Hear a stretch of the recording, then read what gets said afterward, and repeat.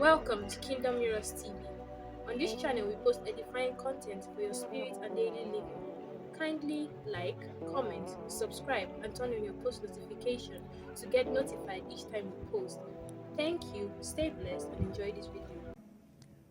I'm helping you with this teaching so that as you seek to have physical things around you, you will have it at the back of your mind that nothing in itself that I have or ever have will give me what I'm truly looking for. So you can enjoy the physical blessings by having this knowledge that if it is fulfillment I am looking for, these are not the things that will give it to me. That way you can become wealthy and wise. You can become exceptional and wise. Why? Your wisdom comes in knowing that none of these things in themselves can give me fulfillment. Then you start looking for what will really give you security in a deeper way.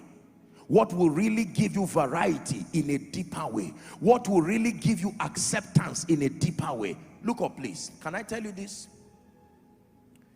If you don't answer this question and trust God to help you, as a husband, you will find yourself beating your wife every day. And if they ask you, why are you really beating this woman? You will say she does not cook well. If they probe you, you too will say, honestly, I don't know why. I will tell you, you are hurting somebody because of something you are looking for. And because that is the obvious scapegoat around you, you will land it on the person using the guise of any story. Same thing with wife. You can turn and say, my husband is not responsible, and then after you cry and you are done, they say, what are you really looking for? And you say, I don't know. I can tell you what you are looking for. You are looking for what money cannot give. You are looking for what marriage cannot give. You are looking for what employment cannot give. You are looking for what entrepreneurship cannot give. You are looking for what a designer cannot give. You are looking for what travels across the globe cannot give. Genesis 37 and verse 15. Please give it to us.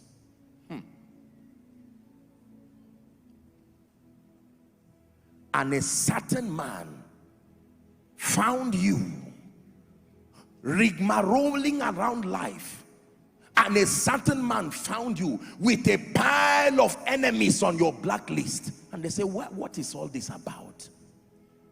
And he said, what are you really looking for? Why do you have enemies everywhere you go? From this company you have enemies, from that company you have enemies. Look what the kind of person I am. I don't allow anybody insult me. What are you really saying? I have a problem and I'm yet to deal with it. So the obvious is to blame anybody I can blame. Can I tell you, when you have a problem with too many people, the problem is you. Because you interpret life from the lens of your own limitation.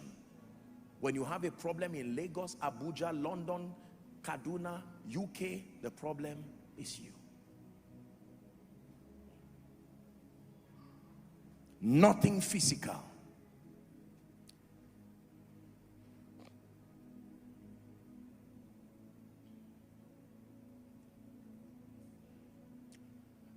I remember a story of a man whose car got burnt and the man killed himself.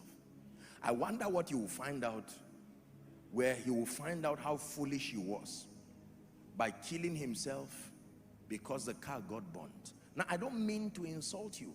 Let me tell you why the man killed himself. Because that car burning seemed to have an impact on his mind based on the awareness that my self-worth is tied to this reality. And now that that car has gone, what will my family people think of me? Can I tell you this? If you understand this message I am teaching you, it will bring you permanent deliverance. You will strive to be successful, but you will know that there is something greater than success. So you will not postpone your joy till the day you build the mansion. You will start rejoicing today. If they ask you why, you will say, I know that even my 10 years is not what will give me joy and fulfillment. No.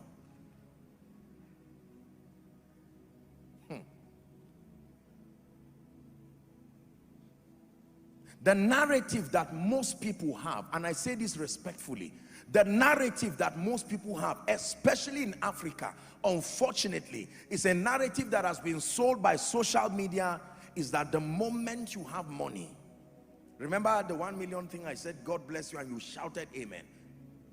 The moment you have money, especially lots of it, your respect, your esteem, everything, you have photos of people with all kinds of priority vehicles there around, wearing designers, the latest this, and there is a craving in you, I must get it anyhow. Let me give you an advice before time.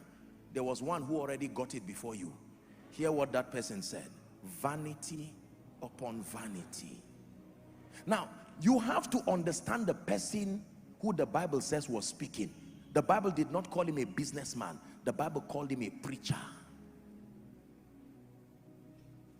He's saying, where you are hoping to get to, I have already gotten there. I can tell you there is nothing there in itself. This is not a call to a life of mediocrity and carelessness. It will challenge you to aspire to get your dreams and your goals. But let me tell you sincerely, as you seek to become all that God has created you to be, I give you an advice, because the world of the great is very deceptive.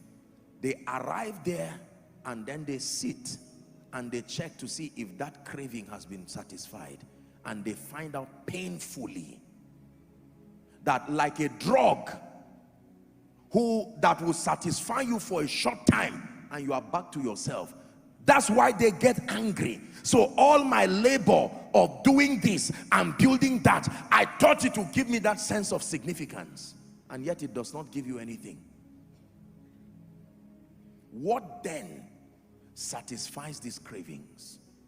If a car cannot really do it, if a house cannot really do it, all of those things carry with themselves little expressions. We call them feelings. It's a word that we have invented to help us relate with the kind of energy or that sense of pleasantness that is derived as a way of checking one of these 6 lists. Again, I give you a car key, you rejoice because something comes out from that car, a feeling that I am successful, a feeling that I am not a failure.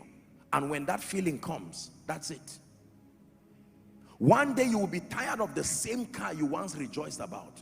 One day you will be tired of the same phone you are now holding and rejoicing about. One day you will be tired of the same hair you are wearing now that gave you joy. One day you will be tired. Can you imagine? Remember during the inaugural service here in Koinonia, remember how we rejoiced over this beautiful place, the excellence, the ambience. Now we are tired of it and we are trusting God to go to another place. I visited Redeemed and I saw the 1 kilometer by 1 kilometer that was built. And I thought to myself, what was in Baba's heart when this came?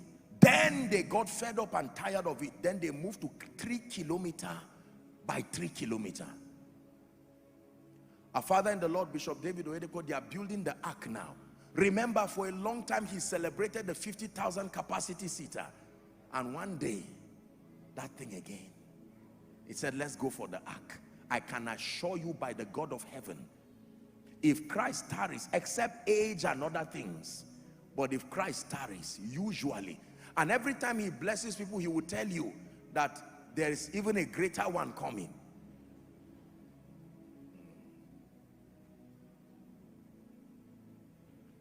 Why am I teaching you this? Because I want you to be both successful and fulfilled. Let's define fulfillment again. That it is the satisfaction and the joy that is derived from knowing that you have lived your life effectively, serving the purposes of the kingdom and being a blessing to humanity. I've had the honor and the privilege, by the grace of God, to be around people who were diagnosed with terminal diseases, or people who they literally knew that they were on their way going. I've had the honor of praying with them. I've had some healed miraculously. But in all fairness, there are others that I prayed and I knew that probably these people, their time was up. And at that time, listen carefully, we have to borrow the mindset of a dying man to understand what fulfillment is about.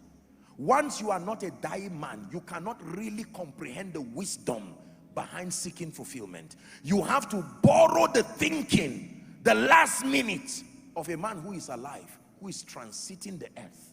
There is something about that wisdom you must capture, and that is what will help us tonight. What does a dying man look for? Imagine, don't be afraid, just imagine that God told you right now that by 12 midnight today, okay, you'll be afraid of going to heaven, but he's coming. In any case, whether you are going or he's coming, you people must meet. Because I don't want you to say I'm confessing negatively, you know, believers, the way we think sometimes. But realistically, imagine that the Lord told you today that Joshua Selman, by 11:55, you are going home. Question. I know you have investments around the world. I know you have all kinds of things. I know you plan to travel next week. I know you even plan to do a lot of things there. There's a TV interview somewhere. But what will become your point of focus with that knowledge? Just one information was passed to you, that you have 3 more hours in this life, and that's it. 3 more hours. Wrap up whatever you have to do. You have 3 hours. No prayer will change it. 3 hours. You are not sick, and it's not going to be accident. It will not be anything. Once it's time, God knows the many ways he will pick you so that you don't fear. But you just have 3 hours. Think for a moment. What are you going to do? Remember, your hometown is more than 3 hours, so don't even think of running there. Think of something wiser that you will do. 3 hours. I'm about to share something else with you, and then we'll pray. That's why I'm asking you this question. Do you know, I will tell you this, I can give you an idea of what will happen to you. In that moment, I give you a guarantee.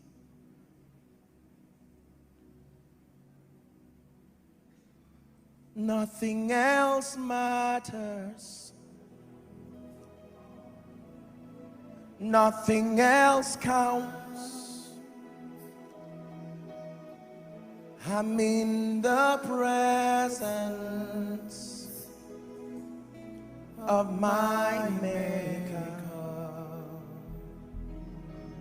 Listen, when you are right there, you may think of your businesses. You may think of your investments. You may think of your certificates. You may think of your wife. You may think of your husband. You may think of your parents. You may think of your children. You may think of your future and your goals, your plans, your house under construction. You may think of the person owing you and the police case that is still pending. You will think of all of these things, and yet you will be surprised that none of them at that point will be able to bring you satisfaction. Listen carefully. There is only one thing you will be looking for at that point. When you stand with the consciousness that I have only 3 hours to live in this life, there is only one thing you will look for. It is called peace. Write it down. John 14:27, the peace of God. Please write it down. Everybody write it down. Peace when trouble blows, Jehovah sees, Jehovah knows, He's my peace. When trouble blows, Jehovah sees, Jehovah knows. Do you know? Remember, 3 hours to end your life, and yet it is not another degree you want. It is not another political office you want. 3 hours, it is timing. By now it will be less than the 3 hours. It is not whether you like it or not. Non-negotiable. 3 hours. then you will now have the wisdom to look for what you would have spent your entire life really looking for. The thing you are looking for at the point of death is what you should find first in your life and have the privilege of enjoying it. Because I will tell you, in that security, in that variety, in that significance, in that acceptance, in that sense of growth, in that sense of achievement, all of them are various ways of saying the same thing. This is one thing you are looking for: peace. How come you only find it when you are hours to the end of your life, whereas that is really what you need even from the start of your life? And can you imagine that it is available even before you find any of these things? That you can have it without a car, you can have it without a child, you can have it without a church, and yet we ignore it. But when you are about to go, when every other thing fades, you find out that is the real thing. So when I crave for security, what I am really looking for is peace. When I crave for variety, what I'm really looking for is peace. When I crave for significance, what I'm really looking for is peace. When I crave for acceptance, running away from trouble, what I'm really looking for is peace. When I crave for growth, what I'm really looking for is peace. I know you won't believe it if I tell you the reason why you are running around with your CV is that you are looking for peace. You will say, Apostle, you are wrong. I'm looking for a job. You are right in your lifetime. But back to my story, few minutes to the end of your life, you would discover that what you were really looking for was not a job. That what you are looking for is not a travel abroad or a second citizenship.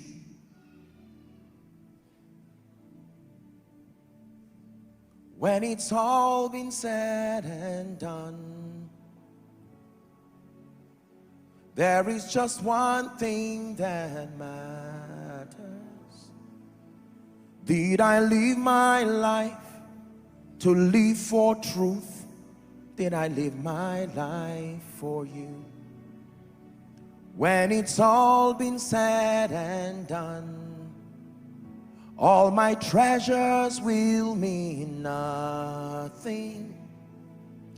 Only what I've done for love's reward will stand the test of time. Lord, your mercy is so great that you look beyond our weakness and find precious gold in married clay, turning sinners into saints. And I will always sing your praise, here on earth and ever after. For you've shown me heaven's my true home. When it's all been said and done, you're my life when life. John 14 and verse 27. Listen to what Jesus the wise has to tell you. Dear one who has been given the gift of life, peace I live with you. My peace I give to you, not as the world giveth, give I unto you. He said, let not your heart be troubled, neither let it be afraid. I have given you something. The fear that comes as a result of lack of a job. I don't mean to get you emotional, but everybody who died in the train that was headed to Kaduna, by the time they left Abuja, they had plans. When they woke up that morning, they said, I will return back in the evening. And when I return, honey, I'm rushing down to Kaduna to do something quickly. I just want to check my building. And they did not know that they had 3 hours left. I know you may not see the wisdom in what I'm teaching you today. I'm not saying you will die, but I'm giving you wisdom that is greater than investments. Wisdom. Can I tell you this? It is a waste of time to suspend your pursuit for peace until you find a house. It is a waste of time to suspend your pursuit for peace until you have children. It is a waste of time to suspend your pursuit for peace until you have money. None of those things have the power to give you peace. I can tell you. They may carry with them expressions of conveniences that may minister security, may minister variety, but security, variety, significance, love and acceptance, growth and advancement, impact and contribution are psychological ways of looking for the same thing, peace. Jesus said, I've given it to you. I don't give you when you finish your degree. I don't give you when you finish your master's. I don't give you when you finish your PhD. I don't give you when you become a professor. I don't give you when you are 60 years. Right where you are, before you even start your journey, you can carry the peace of God. When you find a house, it's just an added advantage, but peace is there. Even if the house goes, your peace remains. As God grants you children, you are celebrating the children and dancing, but not without your peace. Can I tell you, no matter what you lose, you did not lose if what you have left is peace. But no matter what you gain, hear me, you really lost if you lost your peace on the way. Many of you start with that gift of peace. You throw it away to look for a wife. You throw it away to look for a husband. You throw it away to look for a job. You throw it away to look for ministry increase. At the end of it, watch what you have. Children, a name, a private jet, money in your account in various currencies, a political position, titles, qualifications, no peace. Where did you keep it? And you find out that you left it in 1980. You threw it when you began your journey looking for other things. And at the end of your life, you will say, house, give me fulfillment. And house says, not my assignment. Degree, give me fulfillment. It is not my assignment. All of them will say, my assignment is only to give you success. Once we help you to become successful, our mission is finished in your life. What then gives me fulfillment? Peace. Hear me. The only thing that can give you fulfillment in your life is the peace that comes with knowing that you have lived your life effectively, serving the purposes of God and being a blessing to humanity. Philippians chapter 4 and verse 7. Philippians chapter 4 and verse 7. And the peace of God, which surpasseth all understanding, it says, shall keep your heart and your minds. When you read the preceding verse, verse 6, it says, be anxious for nothing. Anxiety. Nigeria, please look at me. There is such anxiety right now. I want to make it. I want to make sure that things work. And I assure you, by God, God is more interested in your success than you are even interested. The God that we serve is more determined, except that we have been given a wrong narrative that things give success and they also give fulfillment. I am here to tell you by the authority of scripture and the wisdom of those who have gone before us, that the limit of everything you ever have in your life is the realm of success. When you pass the realm of success, only one thing is qualified to pass with you: your peace. And if you throw it away looking for the other tokens of success, a rude shock will be waiting for you at the end where that line is drawn. My peace I give to you. Let me tell you this, and I submit to you by the God of heaven. I thank God for everything that he has done in my life, and I thank God for all of you and our global family who have contributed to helping this life attain some level and some measure of success. But I thank God because I learned early.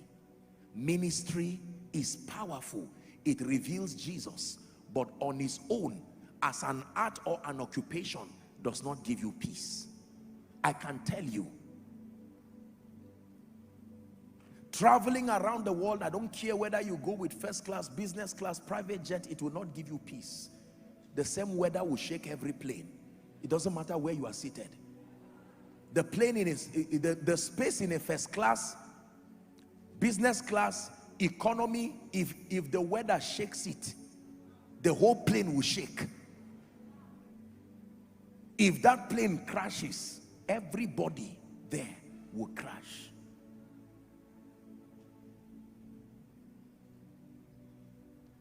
Now I'm tempted to sing it again. There are thrones, there are kingdoms, there are mountains and there are thrones. Only Yeshua will reign forever. To his kingdom there'll be no end. One more time.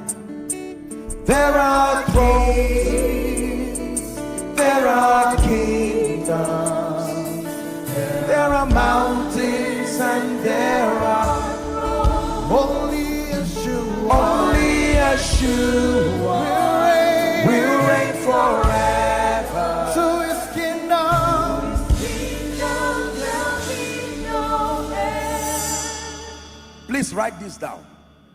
Aside from your relationship with Jesus Christ, aside from your family, and aside from your assignment, nothing else is a do or die affair. Write it down. Aside from your relationship with Jesus, aside from your family, and aside from your assignment, absolutely nothing else is a do or die affair. Listen carefully, don't be distracted. Aside from your relationship with Jesus, aside from your family, aside from your assignment, there is absolutely nothing else in this life that is a do or die affair. Why are you allowing the issue of the job to kill you?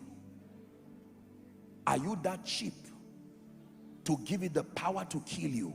Why are you allowing the fact that you were not recognized in an occasion?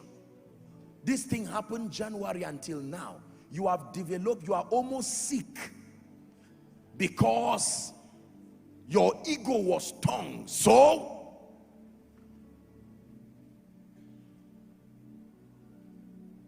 those who left, who today have gone to be with the Lord, I imagine them sitting respectfully. Some of them are your loved ones. I don't mean to get too emotional, but when they sat in that train, as it started, they didn't know the clock too started. The same way you are seated here, I'm not trying to be a bearer of bad news, but you are closer today than you were in the morning. I don't care how long the time is. Just know that when you woke up this morning, you are closer to that moment. Believe it, cast it, say in Jesus' name, I don't agree, safe journey. I can assure you by the God of heaven, by the time you wake up tomorrow morning, among the many things that you remember, it is -1 day to that moment. So when you are fighting and dragging for your ego, let wisdom stand in between to separate you and say, there is no time for this. Remember what you should not lose. Lose the business, but don't lose peace. Lose whatever, but don't lose peace. Remember the wisdom of a dying man. Money will not do you much at that time. It does not give fulfillment. So as you begin your journey and as you explore everything you are trying to explore, look up please. There is a kind of desperation many of you are giving life that will end up hurting you. is an unnecessary desperation. There are the things that matter. The chiefest among them is peace. Tie it around you. No matter what happens, refuse to let your peace go. And at the end of your life, you will find out that peace brought you houses. You will find out that peace brought you certificates. But you will wave them at the gates of success. And peace will escort you gallantly into the realm where only few ever get to. It's called the realm of fulfillment. You will stand there with joy, knowing you have lived your life effectively, serving the purposes of the kingdom. And whether he comes to meet you or you go to meet him, you can wave earth goodbye with joy, because it's the same peace that goes with you. Jesus said, my peace. Africa, hear me. It may look like we've lost everything. Nigeria, I know the cost of fuel, the cost of diesel. I know that terrorism is everywhere. People have lost their homes. People have lost their loved ones. And if I ask you, what do you have left? I know you will say nothing. Let me show you that in all that you lost, you really did not lose anything. Because there is something Satan wants to take. My message is to help you to protect it with all you've had. I may lose my family members, but I have peace. I may not have gotten the job yet, but I have peace. I may not have had ministry expansion yet, but I have peace. The gifts of the Spirit may not yet be at work in my life as a preacher, but I have peace. Someone shout peace. Peace. So listen to me. Psychology and psychologists call it security, and you need to be secured. They call it variety or dynamism. They call it significance, your pedigree. They call it love and acceptance, that craving to be handed a right hand of fellowship into circles and spheres. They call it growth and achievement. They call it impact and contribution. The master only calls it one word: peace.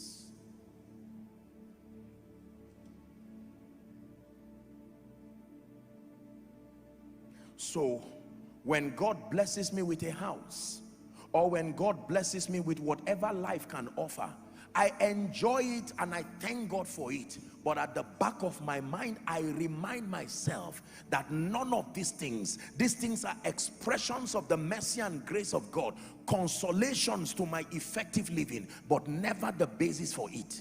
That the reason why my life is effective is not because of these things. The reason why my life is effective is that I will, at the end of my life, have the peace that comes with knowing that I spent my life effectively serving the purposes of the kingdom and being a blessing to humanity. Listen to me.